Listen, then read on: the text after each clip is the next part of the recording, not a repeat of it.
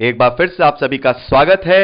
हम अध्ययन कर रहे हैं प्रकाशित वाक्य का और अब समय है कि हम उसके 14वें अध्याय पहले वचन से आगे का अध्ययन करें। यहां पहले वचन से लेकर 5वें वचन तक जब हम पढ़ते हैं तो यहां पर हम 1,44,000 जनों के विषय में पढ़ते हैं, जिनके विषय में हम 7वें अध्याय में पढ़ चुके हैं। और अपने अध्ययन को आगे बढ़ाने से पहले मैं आप लोगों को एक बात साफ कर देना चाहता हूं।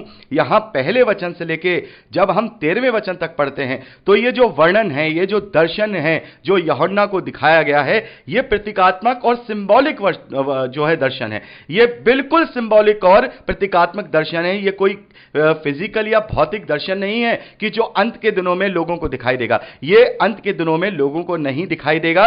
ये जो दर्शन है ये स्वर्गीय और सिंबॉलिक और प्रतीकात्मक दर्शन है, जिसमें कुछ संदेश छुपे हुए हैं, जिसमें उन 1,44,000 जनों की महिमा और उपमा छुपी हुई है, जिसमें यह बताया गया है कि ये 1,44,000 जन कौन होंगे। हमने देखा कि ये 1,44,000 जन 7वें अध्याय में हमने पढ़ा, इजरायली जाति के 12 गोत्रों में से 12,000 लोग चुने हुए हैं, यानी हर एक गोत्र से 12,000 लोगों को चुना गया है, जिनसे इनकी संख्या 1,44,000 होती है। और हम यहां पर देखते हैं कि ये कुछ खास हैं, कुछ स्पेशल हैं, क्योंकि यहां यूहन्ना ने प्रभु यीशु मसीह के साथ सिय्योन पर्वत पर खड़ा हुआ देखते हैं। पहले वचन में लिखा है, फिर मैंने दृष्टि की और देखो वह मेम्ना सिय्योन पहाड़ पर खड़ा है और उसके साथ 1,44,000 जन हैं, जिनके माथे पर उसका और उसके पिता का नाम लिखा हुआ है। तो यहां पर हम देखते हैं कि प्रभु यीशु मसीह जो मेम्ना है वो सिय्योन पहाड़ पर खड़ा है और उसके साथ 1,44,000 जन हैं। तो क्या यह सचमुच का सिय्योन पहाड़ हम यहां पर देखते हैं जो इजराइल के आसपास पाया जाता है, ये वही पहाड़ की श्रृंखला है? नहीं मेरे प्यारे भाई बहनों, जैसा मैंने आपको बताया यह प्रतीकात्मक दर्शन है। तो यहां पर स्वर्गीय सिय्योन पहाड़ के विषय में यूहन्ना दर्शन में देख रहे हैं और प्रभु के साथ ये 1,44,000 जन हैं, यानी कि ये बहुत ही स्पेशल हैं, ये बहुत ही खास हैं। और यहां हम देखते हैं कि उनके माथों पर उसका और उसके पिता का नाम लिखा हुआ है, यानी कि इनके माथों पर जो मोहर दी गई उस पर उसका नाम लिखा है और उसके पिता का नाम लिखा है। आखिर उसका और उसके पिता का नाम लिखने की क्या जरूरत है? और जैसा कि हमने 9वें अध्याय और उसके 4थे वचन में पढ़ा कि उनसे कहा गया कि पृथ्वी की घास को, ना किसी हरियाली को, ना किसी पेड़ को हानि पहुंचाएं, केवल उन मनुष्यों को हानि पहुंचाएं जिनके माथे पर परमेश्वर की मोहर नहीं है। तो मेरे प्यारे भाई बहनों, जैसा कि मैंने आपको बताया, जो तीसरी थ्योरी को मानने वाले हैं, जो लोग कहते हैं कि जो रैप्चर है वो पहले कर लिया जाएगा और बाद में जो विश्वासी होंगे वो 1,44,000 लोग होंगे, क्योंकि उनके माथे पर मोहर है। लेकिन यहां पर हम देखते हैं कि इनके माथे पर परमेश्वर की मोहर नहीं है, इनके माथे पर तो उनका और उनके पिता का नाम लिखा है। तो ये तो उनकी खुद की मोहर उनके माथे पर लिखी गई है, ताकि लोग ये बता पाएं, ये लोग देख पाएं कि ये व्यक्ति ये है और इसका पिता ये है। यानी कि एक तरीके से देखा जाए ये जो मोहर है उनके आइडेंटिफिकेशन की है, उनकी आइडेंटिटी की है। ये परमेश्वर की मोहर नहीं बल्कि ये उनकी आइडेंटिटी की मोहर है, ताकि उन्हें पहचाना जा सके और जो उपमा उन्हें दी गई है उनसे उन्हें जाना जा सके। तो ये वो मोहर नहीं है, इसलिए ये बात भी कहीं ना कहीं हम स्वीकार योग्य नहीं समझेंगे, क्योंकि परमेश्वर की मोहर पवित्र आत्मा का छाप होता है। और आगे लिखा है, और स्वर्ग से मुझे ऐसा शब्द सुनाई दिया जो जल की बहुत धाराओं और बड़े गर्जन का सा शब्द था, और जो शब्द मैंने सुना वह यह था मानो वीणा बजाने वाले वीणा बजा रहे हैं।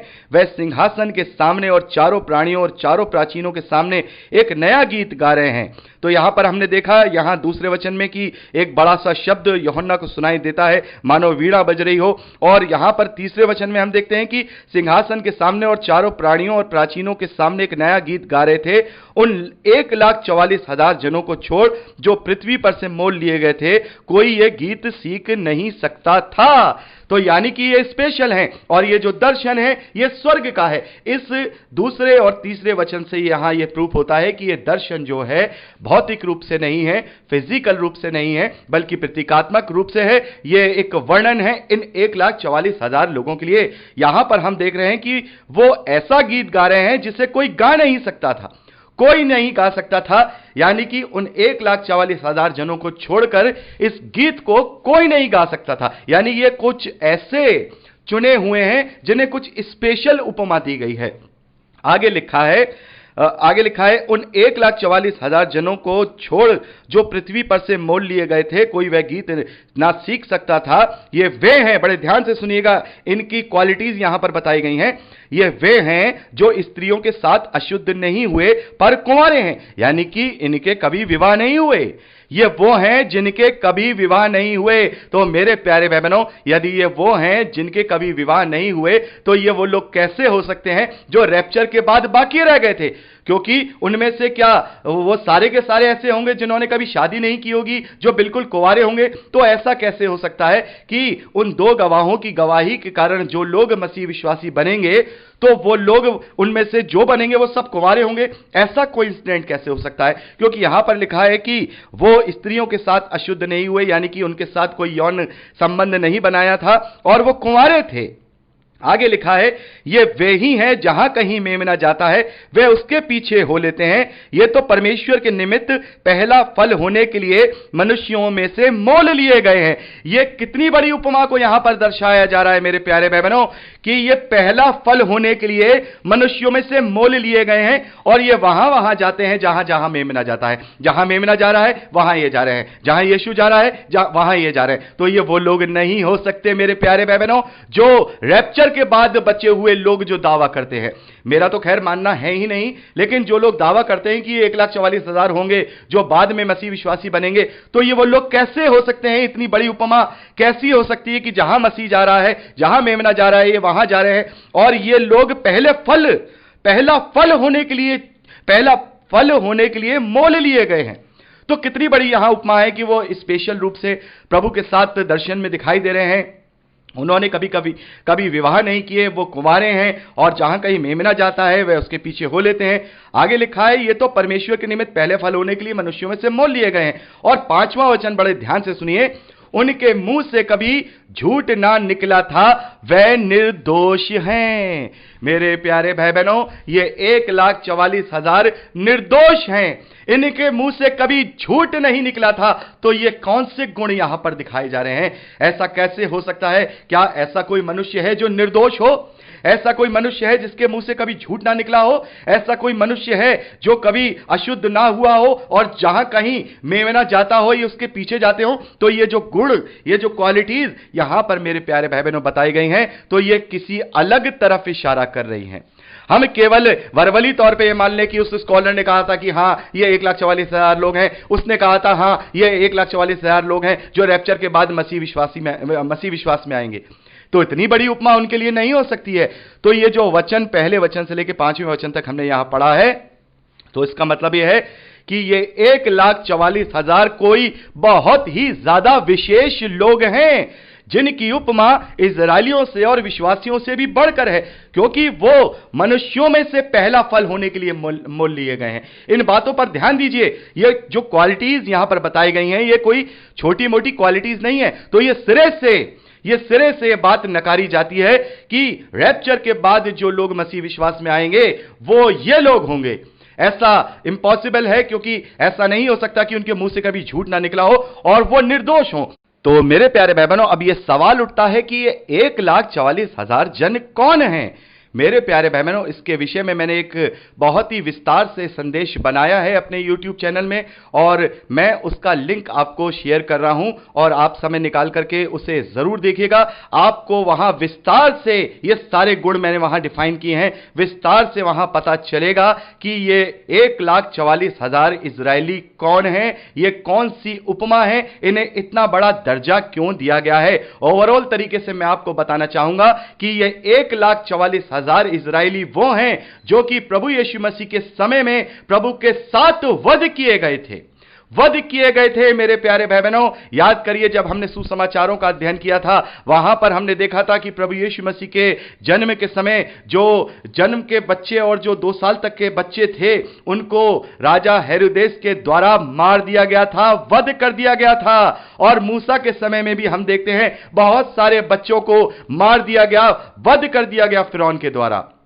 तो यहां पर ये वो ही लोग हैं जो इज़राइल की उपमा है, और इसके विषय में बहुत सारी भविष्यवाणियां भी हम पुराने नियम में देखते हैं, और ये सारे जो गुण हैं ये उनके साथ मेल खाते हैं। और उस संदेश को जब आप देखेंगे तो आप अच्छे से समझ नहीं पाएंगे। मैंने पूरी वहां पर विस्तार से बताया है, और मैं चाहूंगा कि इस लिंक को आप जरूर देखेगा, आपको पता चल जाएगा कि क्यों ये 1,44,000 इजरायली वो वध किए गए बच्चे हैं जो प्रभु के साथ पहला फल हुए हैं। प्रभु के साथ पहला फल कौन हुआ है? उस वक्त तो कोई भी मसीह विश्वासी नहीं था, कोई मसीह विश्वासी नहीं था। प्रभु के साथ कितने सारे बच्चों को, प्रभु के समय में कितने सारे बच्चों को उस वक्त वध किया गया, और उनमें ये सारे गुण पाए जा सकते हैं जो गुण यहां पर लिखे हैं कि वो निर्दोष हैं, उनके मुंह से कभी झूठ नहीं निकला, और वो कुंवारे हैं, और जहां कहीं मेमना जाता है वो साथ हो लेते हैं। यानी कि मेमना जब आया तो वो उसके साथ वहां पर वध किए गए।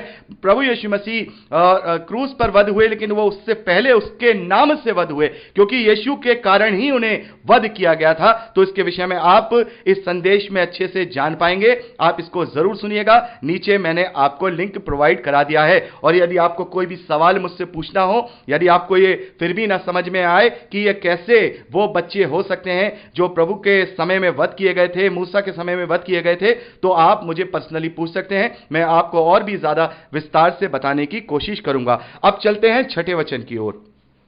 यहां हम देखते हैं, फिर मैंने एक और स्वर्गदूत को आकाश के बीच में उड़ते हुए देखा, जिसके पास पृथ्वी भर के रहने वालों की हर एक जाति और कुल और भाषा और लोगों को सुनाने के लिए सनातन सुसमाचार था।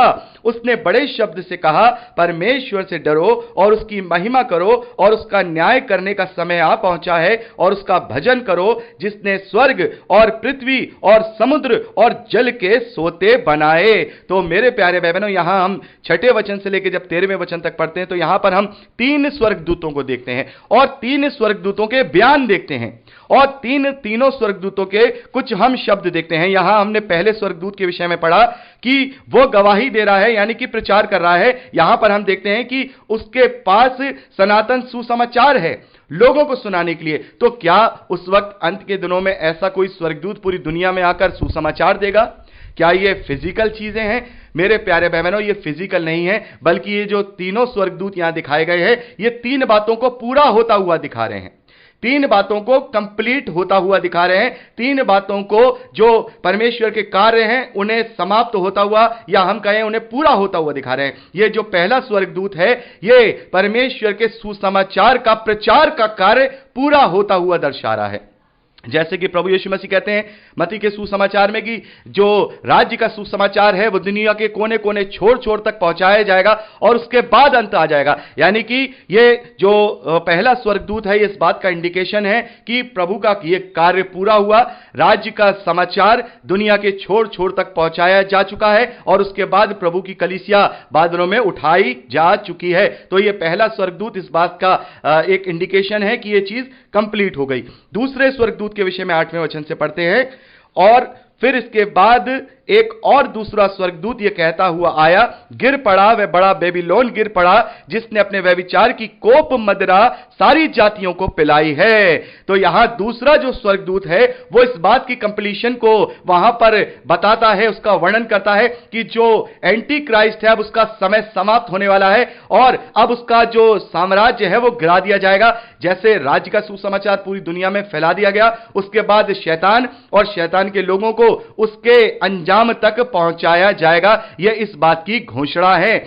आगे 9वें वचन से लेकर 11वें वचन तक लिखा है, फिर इनके बाद एक और तीसरा स्वर्गदूत बड़े शब्द से यह कहता हुआ आया, जो कोई इस पशु और उसकी मूर्ति की पूजा करे और अपने माथे या हाथ पर उसकी छाप ले, वह परमेश्वर के प्रकोप की निरी मदिरा जो उसके क्रोध के कटोरे में डाली गई है पिएगा, और पवित्र स्वर्गदूतों के सामने मेमने के सामने आग और गंधक की पीड़ा में पड़ा रहेगा।